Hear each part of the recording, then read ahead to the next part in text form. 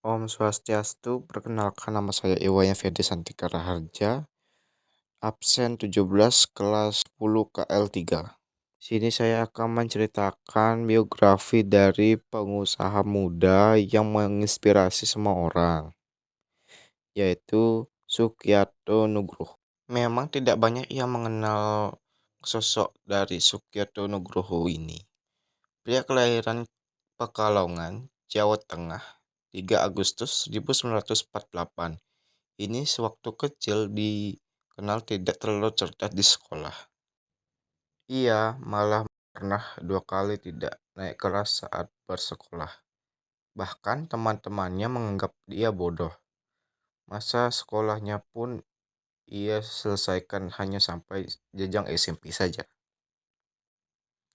Karena tidak terlalu suka bersekolah, ayahnya Yuli Keng kemudian mengirim Sukiarto Nugroho ke rumah pamannya di Jakarta.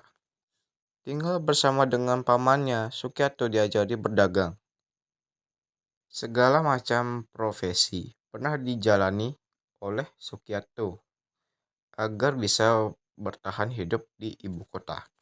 Sukiarto Nugroho juga pernah menjadi calon surat izin mengemudi, pula jual beli tanah hingga menjadi pemborong pembangunan perumahan.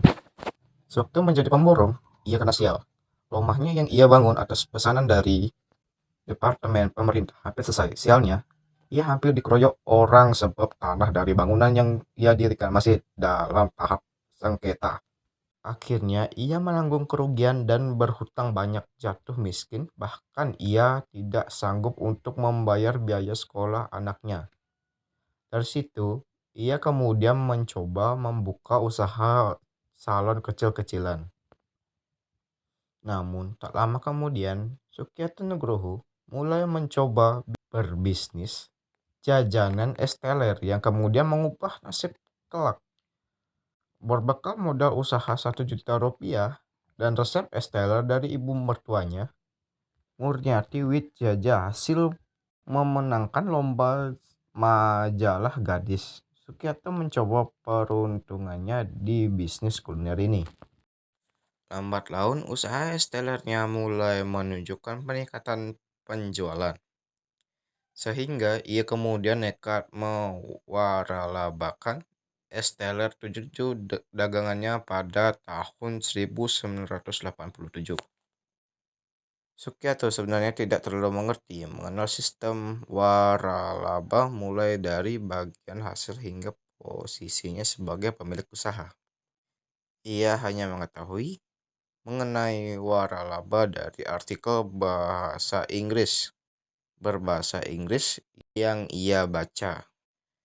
Meski ia hanya tamatan SMP saja, namun ia sedikit mengerti bagian dari skema dari sistem waralaba seperti KFC maupun McDonald's yang ketika itu masuk di Indonesia.